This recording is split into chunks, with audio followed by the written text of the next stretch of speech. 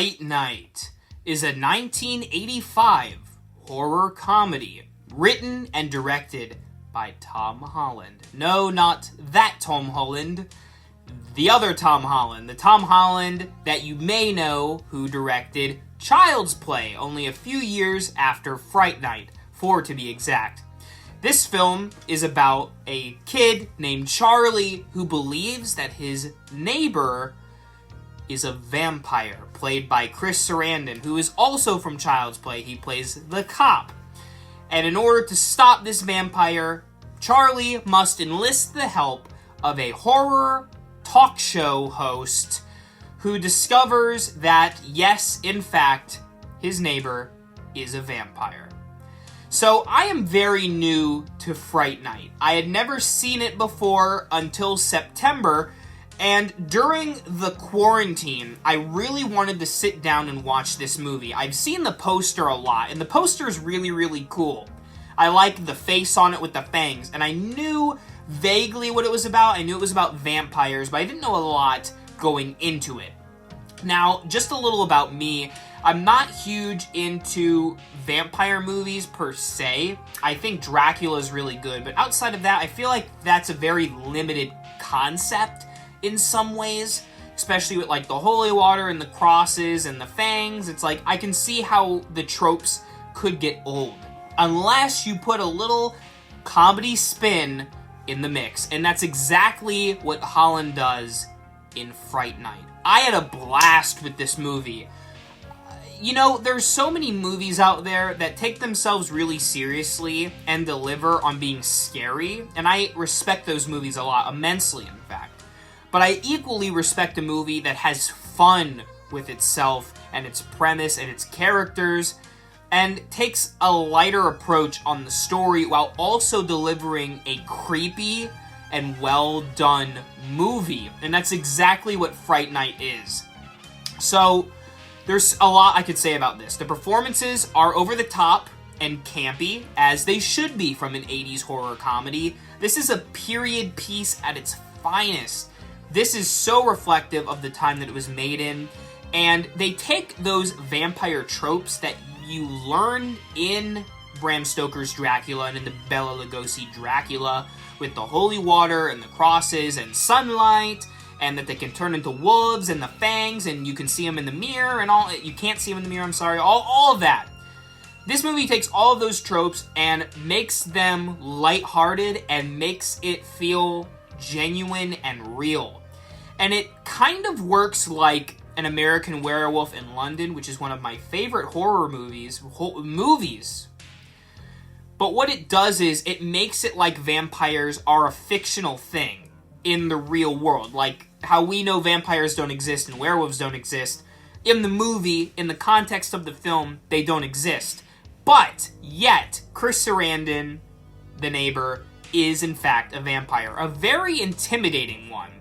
He's got a posture, a stance, an aura that emits hostility towards Charley. And no one around Charley, including his girlfriend on and off, believes him. And he's trying to get people to be convinced that this vampire exists. So much so that his friends don't believe him. They actually go to the TV talk show host to convince Charley that the vampire, the neighbor, is not so. Yet, he discovers it anyways. And that's just a really great spin in this movie. It has so many twists and turns, so many fun scenes, and a really great soundtrack, a very minimal one, as the 80s usually did, especially after movies like Halloween, which started the simple horror soundtrack trope. But this movie does it in a way that is organic and flows throughout the film. And outside of that, the colors are very vibrant. They pop. Maybe it's just because I'm watching these, the clips I'm showing you are in HD in the movie. I watched in HD, but it looks so good. The colors and the cinematography and the practical effects are something else that I can praise very, very highly. Whether I'm talking about the vampire transformations, the gore, or the beautiful and really well shot dog transformation in the movie, everything is just stellar. in Fright Night. It's a fun movie. It's a light-hearted movie. This is the type of thing that you could put on at a Halloween party and enjoy some snacks and laugh and watch with your friends, and you'll just have a great time. Because it's not like some dark, gloomy, depressing horror movie, and I like those, don't get me wrong. But there's always room for fun. And when it comes to fun, you have movies like Gremlins or Killer Clowns, and I can gladly say that Fright Night is one of my new favorite horror comedies of all time, and perhaps one of the best vampire movies I have ever seen. Chris Sarandon does a great job as the vampire. He inflicts the vampire's curse on more people throughout the movie, avoiding spoilers as I see fit, but the circumstances that the characters are put into are real, and everything that the characters do makes sense. I also like that they enlist the help of the horror talk show host. That's a trope that I kind of saw in Gremlins 2, which I believe is after this movie, which came out after this movie. But I like that dynamic really well because during the 80s, the whole let's talk about horror movies on TV thing was a vibe, and they took that and placed it in the dead center of this story to really make the characters interact with one another.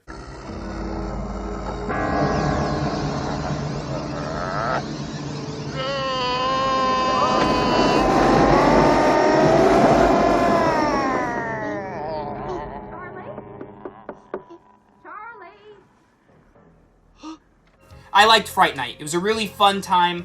I recommend it highly. A great Halloween spooky film.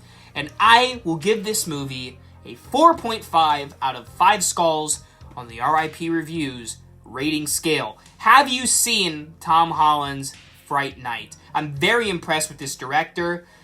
He also made a movie, Psycho 2, which is the sequel to the original by Alfred Hitchcock. And I've always been scared to watch it, but knowing that Tom Holland, who made Fright Night and Child's Play, is behind it, gives me levity, and perhaps I'll review that in the months or whenever to come.